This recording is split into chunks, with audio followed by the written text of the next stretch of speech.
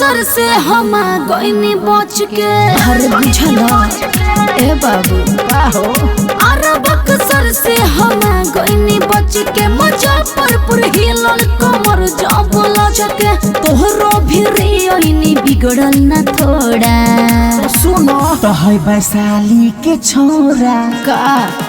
तो सामान कोटी चौरा हनु हरे तो है वैशाली के छोरा अच्छा तो सामान कोटी चौरा अरे जाना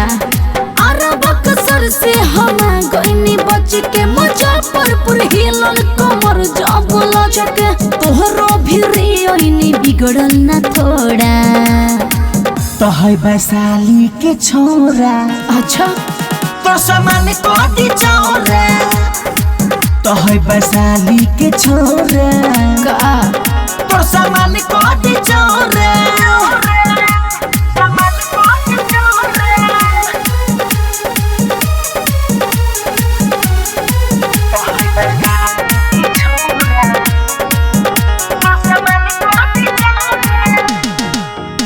अरे हई हम बंगाली तोरा माल कदम खाली तो 5 मिनट में बुझाए लगे बात बुझाता कि ना अरे खूब बुझाता तो सोटो सुन फूला के ना हो ढेर बारू छे ना हो इहवा के लइका सखाए लगी ज्यादा बोला बे तो तोर हम कुछ दम हथौरा अरे तो कुछ तो है सुमेरगंज के छोरा का हो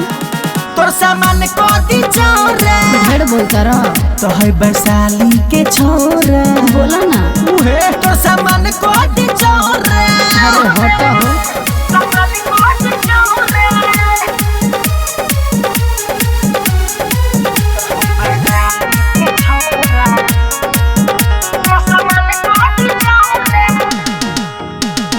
बलिया में गईनी हो छक्का छोड़नी हो तोहरा जैसन लइका चढ़त रहे अरे का बुझल ए बाबू अरे उहे जौन बुझत सुने में आइल हो मजा लुटाइल हो राइटर अमरज प्रेमी कहत रहे अरे बीजे सुबह तोहर सटब न करा ढेर न तो है पटना के छोरा का हो